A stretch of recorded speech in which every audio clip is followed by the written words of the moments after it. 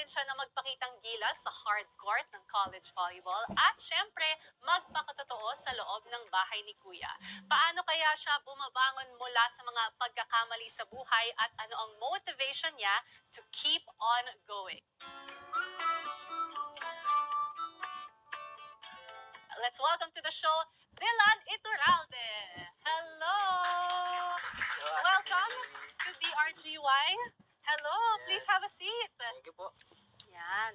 From bahay ni Kuya to ngayon to BRGY. Welcome. Thank you po. Kamusta ang past few weeks dito sa outside world?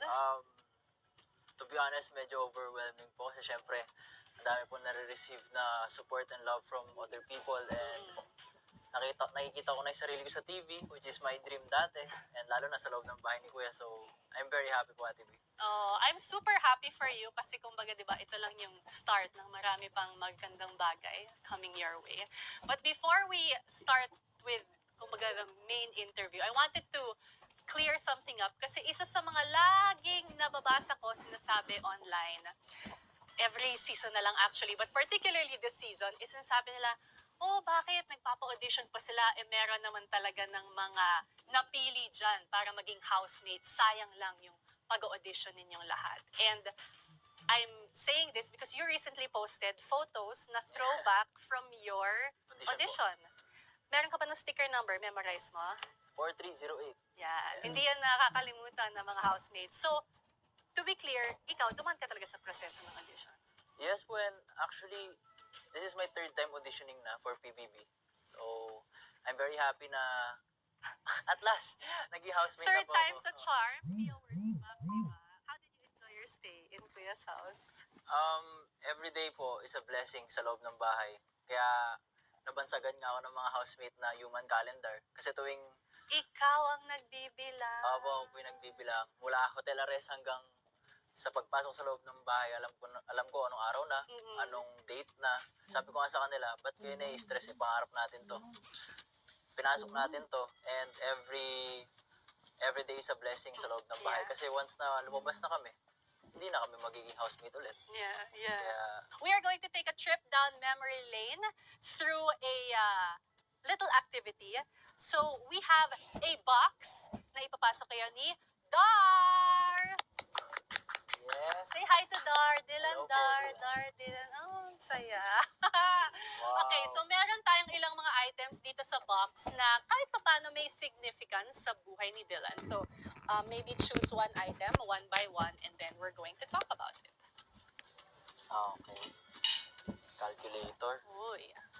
Calculator. Okay, this is quite literal na calculator. Pero ikaw, sige, what comes to mind when you see a calculator? Meron ba? Yung mom ko po kasi is an accountant. And, siguro yung pagiging accountant niya, na-influence din ako when it comes to money. Lahat po ng gastos ko, nakalista yan sa notes. Para alam ko po magkano yung gastos ko sa isang araw, kung magastos ba ako ganitong buwan, kung matipid ba ako ganitong buwan, para may assessment ba. Until now, ginagawa mo yun? Opo. Ay, in fairness. Pero you are right, your mom nga is a treasury manager. Is that Opo. correct? And stricta daw siya nung lumalaki niya. Opo. Eh, paano yan? Alam ko, ikaw may pagka medyo pilyo. Paano yun? Pilyo-san, stricta mom. Siguro po, kasi kami sa amin magkakapatid, ako yung talagang pinaglalaban ko ano yung gusto ko.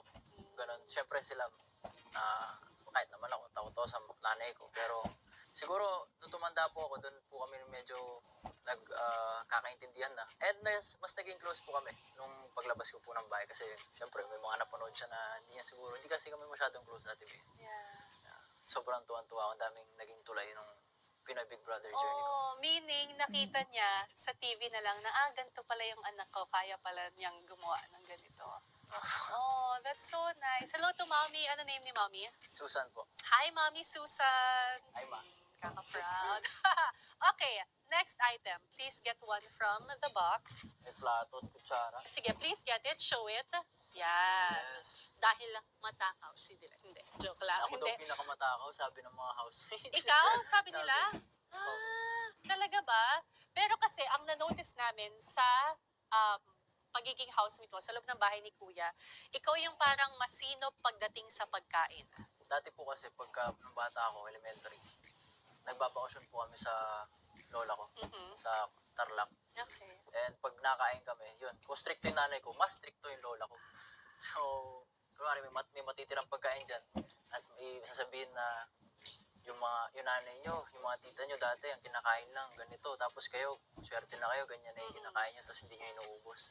So, parang tumatak sa akin yun, and ayun nga po, nung senior high ako, napagdaanan ko din na, ayun, mahirap yung kumain, Mm. mahirap kumita ng pera. So, kahit malaglag po yan sa basta pwede pa, kainin ko talaga yan, sayang eh. Oh, gets mo na talaga kung gaano kasayang ang pagkain. So, from your lola mo yun, Opo. natutunan. Another item that we have in the box, please choose. Uy, ang vintage in fairness. Does anything come to mind? Gusto ko yung parang lost si Dylan. Bakit binoculars? Kasi po, yung tatay ko, naging seaman po nung bata ako. Mga 10 years po siyang sumampa. Mm-mm. And hindi ko po halos nakasama. How old were you nun? I don't remember, mga As in, grade 3, grade 4, batang-bata. ganyan. And then for 10 years. And then, nung nag-grade 7 po ako, nag-Manila na ako. So, malayo po talaga ako sa pamilya ko ever since high school. Mm-mm. Oo nga, bilang independent living. Opo. So, fast forward, nung siya ay finally balik na dito sa Pilipinas, paano kayo nag-connect ulit? Ganun pa rin kasi yung tatay ko palabiro siya eh. Kumbaga, siya yung komedyante sa pamilya, ganyan. Happy-happy, ganyan. So, magaan yung atmosphere pag kasama siya. And now na unti-unti mo nang na-fulfill ang inyong dreams in showbiz, anong sinabi niya sa'yo? Support lang daw siya, and lagi siya, pares sila na nanay ko na nagdadasal nila lahat ng mga steps na gagawin ko sa buhay, Yeah. na sana makabuti sa akin. And nasa likod ko lang daw po sila pagka kailangan ko sila. So, I'm happy. Nakataba po ng puso na siyempre may nakaalalay sa Oh. journey. Of course. Okay, at hindi lang silang nakaalalay dahil meron pa tayong, I believe, last item. Yes, Okay, nasa oo. box. Ayan na! Obviously, this is me. Yeah. Ibang And then, datingan. Si kuya ko po, si Kuya Elgin. Tapos yung sumunod sa akin, si Jobo. Tapos yung bunso namin, si Lalay po. Oh, bunso pala si girl. So, magulo growing up na 3 boys and 1 girl? Hindi Behave naman. kayo lahat? Hindi naman. Hindi, itong dalawa kasi, parang aso at pusa, yung dalawang bunso. Totoo din. Pero, ayun, siya yung Only girl. only girl, tapos bunso. So, kuya ko. Eto, si kuya ko, paborito ng mga lola. Kasi siya ang unang Yan yung pinakamaganda. Ikaw yung pinaka, matapang. iba din. Palaban din. Palaban yarn. And although si Dylan ang kilala bilang astig volleyball, actually, si Kuya ang unang nahilig sa volleyball. Tama Ah, ba? Then, Siya ba I ang bought naging that PE. rason? TV kasi ang first sport ko talaga, first love na sport ko is basketball. Okay. Ang magandang story niya, sabi kasi nila, bakit volleyball ba at hindi basketball? Sabi ko, gusto ko po talaga mag-basketball. Ang problema lang sa school namin, talunan yung basketball, sabi ko. And yung volleyball, lagi panalo. Eh pag lagi kang panalo, lagi kang nag-a-advance kasi parang city, regional, Yes, yes. tapos national competition. Tapos pagka may ganon, excuse ka, may allowance ka. Tapos bida ka pa sa school. Tapos pag wala ka, tapos may exam, perfect ka. So, Oh. di ba? Ang daming perks, Kaya oo. nag-volleyball ako and hindi naman ako binigo ng volleyball. In fairness, at least, di ba, nakakatuwa. I think that's all the items that we have in the box. Maraming salamat, Dylan, for sharing po. all those stories about growing up. Malakpakan natin, Dylan Iturralde! Thank you so much for joining us dito sa PRGY. Kung nabitin kayo